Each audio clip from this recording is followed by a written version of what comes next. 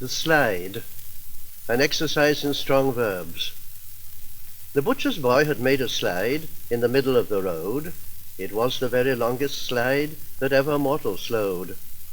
The baker's boy espied it, and observed, "Now this is good. I'll have a go at that there slide," and subsequently slewed.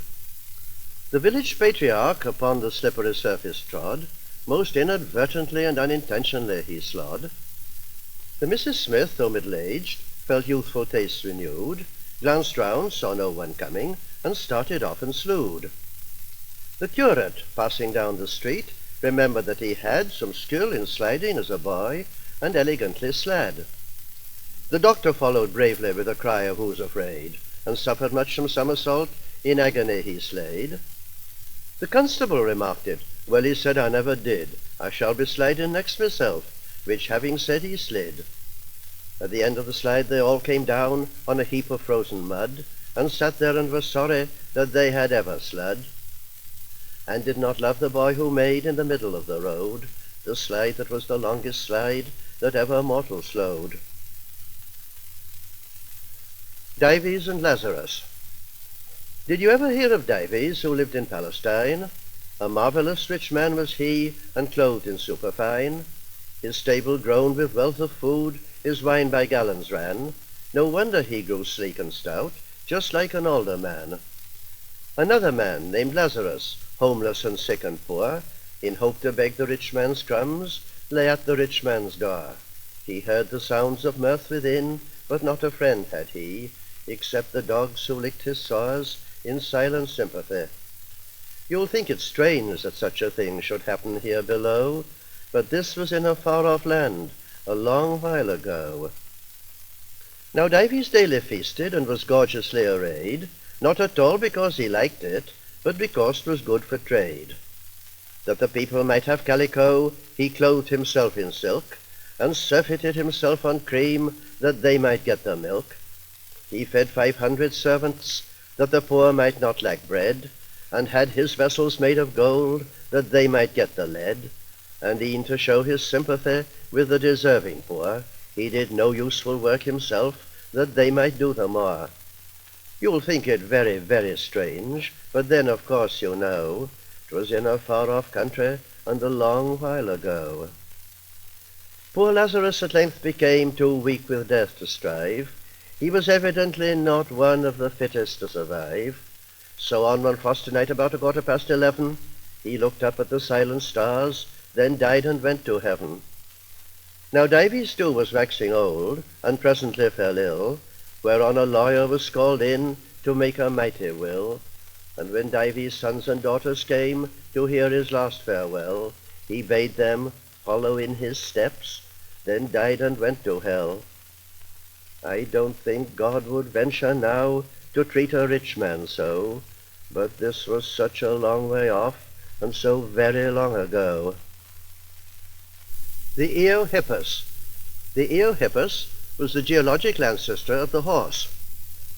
There was once a little animal, no bigger than a fox, and on 5 toes he scampered over tertiary rocks. They called him Eohippus, and they called him very small, and they thought him of no value when they thought of him at all. For the lumpish old rhinoceros and coryphodon so slow were the heavy aristocracy in days of long ago. Said the little Eohippus, I'm going to be a horse, and on my middle fingernail to run my earthly course. I'm going to have a flowing tail, I'm going to have a mane, I'm going to stand 14 hands high on the psychozoic plane. The coryphodon was horrified, and rhinoceros was shocked, and they chased young Eohippus, but he skipped away and mocked. Then they laughed enormous laughter, and they groaned enormous groans, and they bade young Eohippus go view his father's bones. Quoth they, you always were as small and mean as now we see, and that's conclusive evidence you're always going to be. What, be a great tall handsome beast with hoofs to gallop on? Why, you'd have to change your nature, said the Loxolophodon. They considered him disposed of, and retired with gait serene. That was the way they argued in the early Eocene. There was an anthropoidal ape far smarter than the rest, and everything that they could do he always did the best. So they naturally disliked him, and they gave him shoulders cool, and when they had to mention him, they said he was a fool. Cried this pretentious ape one day, I'm going to be a man, and stand upright, and hunt and fight, and conquer all I can. I'm going to cut down forest trees, to make my houses higher. I'm going to kill the mastodon, I'm going to make a fire. Loud screamed the anthropoidal apes, with laughter wild and gay, and they tried to catch that boastful one, but he always got away. Then they yelled at him in chorus, which he didn't mind a bit, and they pelted him with coconuts, which didn't seem to hit. And then they brought him arguments, which they thought of much avail, to prove that his preposterous attempt was sure to fail. Said the sages, in the first place, the thing cannot be done. In the second, if it could be, there would not be any fun.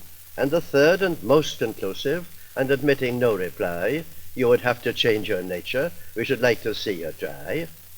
And then they yelled in chorus, those lean and hairy shapes, for these things passed as arguments with the anthropoidal apes. There was a Neolithic man, an enterprising wight, who kept his chopping implements unusually bright, unusually clever he, unusually brave, and he drew delightful mammoths on the borders of his cave. To his Neolithic neighbors, who were startled and surprised, he said, my friends, in course of time, we shall be civilized. We are going to live in cities. We are going to fight in wars. We are going to eat 3 times a day without the natural cause. We are going to turn life upside down about a thing called gold. We are going to want the earth and take as much as we can hold. We are going to wear great piles of stuff outside our proper skins. We are going to have diseases and accomplishments and sins. Then they all rose up in fury against their boastful friend, for prehistoric patience cometh quickly to an end. Cried one, this is chimerical, utopian, absurd. Said another, what a stupid life, do dull upon my word. Cried all, these things can never come, you idiotic child. You can't change human nature. And they all sat back and smiled. Thought they, an answer to this last, it will be hard to find. It was a clinching argument to the Neolithic mind.